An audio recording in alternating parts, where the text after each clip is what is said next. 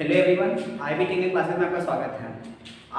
आज से पहले के लेक्चर में जो भी टॉपिक हुआ है जिसमें हम लोग क्या कवर कर लिए हैं, कॉन्सेंट्रेटिंग कलेक्टर और नॉन कॉन्सेंट्रेटिंग कलेक्टर। यानी कि हम लोगों ने फ्लैट प्लेट कलेक्टर या नॉन कॉन्सेंट्रेटिंग कलेक्टर और कॉन्सेंट्रेटिंग कलेक्टर या फोकसिंग कलेक्टर दोनों क्या कर लिया है, अच्छी तरह से खत्म कर दिया है।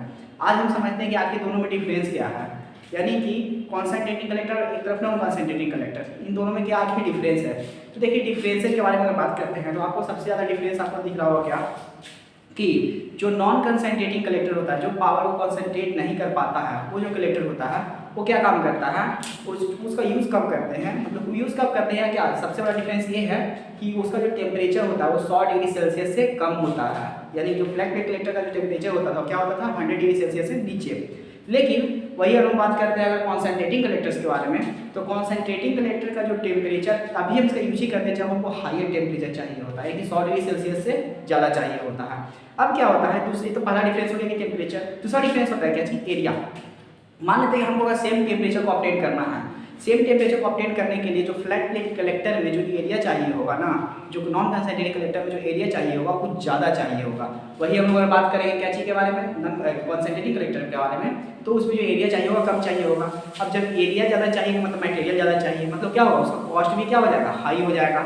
सेम टेम्परेचर की बात कर रहे हैं तो। और दूसरा अगर बात करेंगे तो उससे क्या होगा, कॉस्ट जो होगा क्या हो जाएगा, कम हो जाएगा। यानी कि इतने सारे डिफरेंसेज है। और भी डिफरेंसेज है क्या, एरिया। अब देखिए बताते हैं क्या, एरिया जब ज़्यादा है, एरिया क्या है, ज़्यादा है, तो एरिया ज़्यादा होने से क्या होगा, लॉसेज भी क्या होंगे, ज़्यादा होंगे। अब जैसे ही लॉस ज़्यादा होगा, लॉस ज़्यादा होने का मतलब क्या होगा, इफिशियंसी क्या होगा, कम होगा।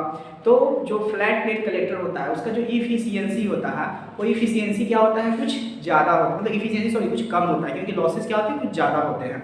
लेकिन अगर वही बात करेंगे दूसरा वाला जो होता है, मतलब कि जो कंसंट्रेटिंग कलेक्टर होता है, एरिया कम होगा, लॉस कम होगा। लॉस कम होने का मतलब क्या होगा, इफिशियंसी ज़्यादा होगा, ये तो जाहिर सी बात है। फिर इसमें क्या होता है, अब जैसे कि एरिया ज़्यादा चाहिए, इसमें जो लैंड का रिक्वायरमेंट होगा वो भी कुछ ज़्यादा चाहिए होगा टेम्परेचर, लेकिन इसमें लैंड का रिक्वायरमेंट क्या होता है, उसी सेम टेम्परेचर को अटेन करने के लिए एरिया का जो रिक्वायरमेंट होता है, जो लैंड का रिक्वायरमेंट होता है वो कुछ कम होता है। चलिए यहाँ तक समझ में आ गया। अब जब क्या होता है, लेकिन एक डिसएडवांटेज ये है क्या कि जो कॉन्सेंट्रेटिंग कलेक्टर होता है ना, उसको मेंटेनेंस करते समय ना थोड़ा सा ज़्यादा ध्यान रखना पड़ता है, इसके कारण मेंटेनेंस कॉस्ट क्या होता है, ज़्यादा आता है। लेकिन वही अगर हम बात करेंगे क्या चीज़ के बारे में, फ्लैट प्लेट कलेक्टर के बारे में, तो इसमें ऐसा नहीं होता। इसमें क्या होता है कि जो कॉस्ट आता है, मेंटेनेंस कॉस्ट आता है वो थोड़ा कम आता है, कंपेरेटिवली क्या होता है, ये कॉस्ट जो होता है थोड़ा कम आता है। अरे ये हाँ एक डिफरेंस हो गया।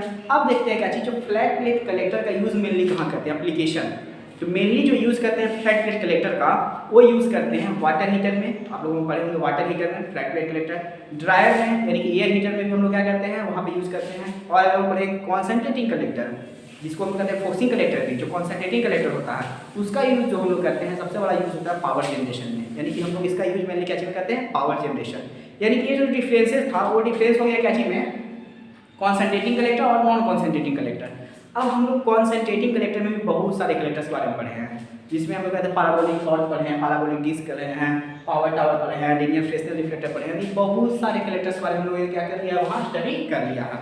अब हम लोग समझते हैं कि उन सारे में क्या डिफरेंस है। पर तो बहुत कुछ लिया है, तो उसमें अब क्या होता है कि मान लेते हैं एग्जाम में किसी दो के बीच में इसमें कुछ भी दे दे, जो डिफरेंसेज अगर दे दे तो डिफरेंसेज क्या है, दोनों में अंतर क्या है, या कुछ भी लिखने के लिए दोनों में कंपेयर करने के लिए दे दे, तो हम लोग क्या करेंगे, यहाँ डायरेक्टली हम लोग कंपेयर कर देंगे। यानी कि हम लोग यहाँ पढ़ रहे हैं कंपेरिजन या डिफरेंस बोलिए, क्या करते हैं इन सारे कलेक्टर्स में क्या क्या डिफरेंसेज है, क्या कंपेरिजन है, ये सब उसमें भी इसके बारे में पढ़ेंगे। तो देखिए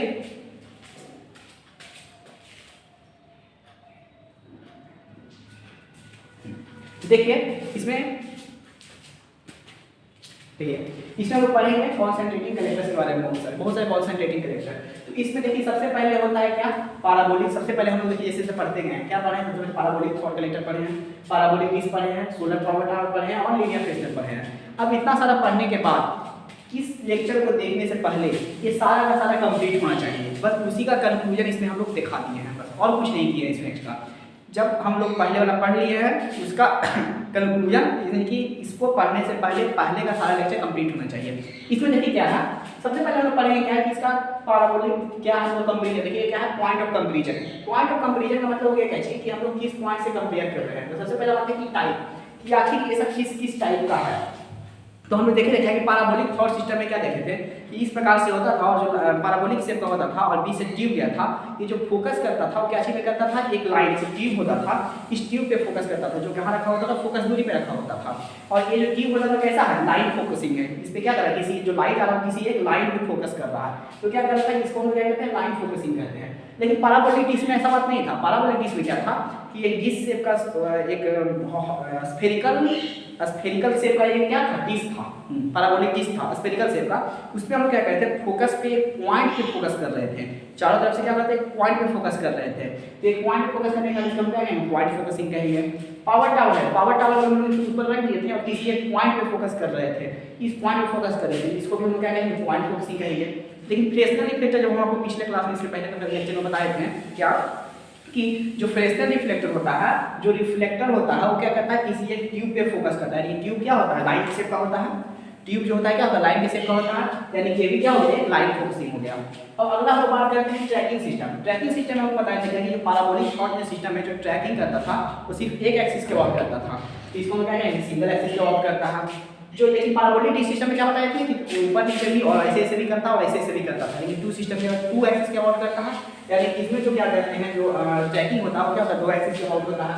पावर टावर में भी बताया गया कि जो ट्रैकिंग होता है वो भी क्या होता है, दो एक्सिस का वर्क होता है। और इसमें क्या होता है कि लीनियर फ्रेस्नेल कलेक्टर में क्या होता है कि इसमें जो ट्रैकिंग होता है वो सिंगल एक्सिस का वर्क होता है। मतलब कि हमने आपको बता सब दिया, बस यहाँ पे कंक्लूजन दिखा रहे हैं, कंपेरिजन दिखा रहे हैं बस। फिर क्या बताए थे, हम ये भी बताए थे कि आखिर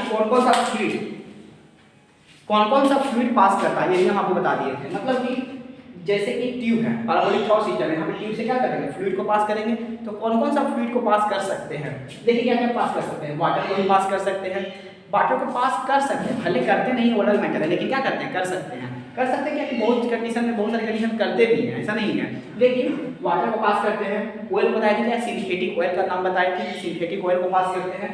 साल्ट के सॉल्यूशन को पास करते हैं, ये भी बताए थे। फिर बताए थे कि पैराबोलिक डिश में क्या करते हैं, वाटर को पास करते हैं और एयर को पास करते हैं।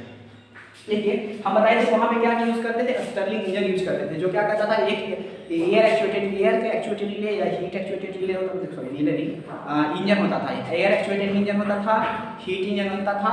और अभी आपके बारे इसके बारे में स्टर्लिंग इंजन के बारे में आगे बढ़ाएंगे तो उसमें पता चलेगा क्या होता है कि एयर ऑपरेट जनरली करता है, हीट के थ्रू एयर ऑपरेट होता है। तो इसमें भी क्या करते हैं, वाटर और एयर जो पास कर सकते हैं। दूसरा बताएगा जी वाटर एयर साल्ट सॉल्यूशन, जो सोलर पावर टावर में एयर सॉल्यूशन यूज करते थे। और ये भी बताए थे क्या कि जो फ्रेस्नेल रिफ्लेक्टर होता था उसमें हम लोग क्या करते थे, वाटर को पास करते थे, फ्रेस्नेल रिफ्लेक्टर के बारे में।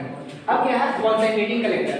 कॉन्सेंट्रेशन रेशियो जो होता है, यानी कि जो बहुत सारे कलेक्टर्स होते हैं, तो बहुत सारे कलेक्टर्स में हम क्या बताए थे, कॉन्सेंट्रेशन रेशियो की कॉन्सेंट्रेशन रेशियो क्या होता है। तो कॉन्सेंट्रेशन रेशियो में हम लोग बात करते हैं, तो जो पैराबोलिक थॉट में बताया था क्या 70 से 80, ये डाटा जो है तो नीचे का जो और बाकी जो डाटा है वो धीरे धीरे क्या हो सकता है, थोड़ा थोड़ा वेरी कर सकता है। तो ये वेरी नहीं दिक्कत चलिए, क्योंकि एक रेंज में होता है और उसी रेंज में ये डाटा होगा।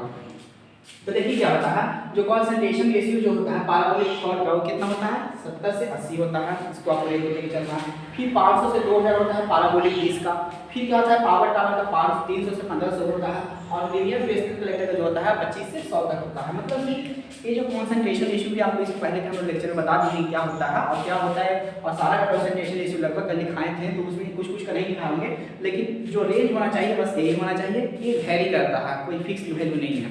फिर क्या है, जो टेम्परेचर हमको मिलता है, या फिर हमको कौन सा रिफ्लेक्टर यूज करेंगे, मतलब कौन सा कलेक्टर यूज करेंगे तो हमको कैसा टेम्परेचर मिलेगा, उसका वो भी बहुत बड़ा इंपॉर्टेंट फैक्टर है। तो देखिए क्या होता है, अगर पैराबोलिक थॉट सिस्टम यूज करते हैं तो आपको 400 से डिग्री सेल्सियस तक मिलता है। थोड़ा थोड़ा आगे पीछे वेरी कर सकता है, 450 मिल सकता है, 350 मिल सकता है, लेकिन आपको कितना होता है, 400 डिग्री सेल्सियस तक। इसमें जो पैराबोलिक डिश में मिलता है वो 1000 डिग्री सेल्सियस तक मिल सकता है। अब वो 500 डिग्री सेल्सियस तक मिलेगा पावर टावर में मिलता है 500 से ज़्यादा ही मिलता है।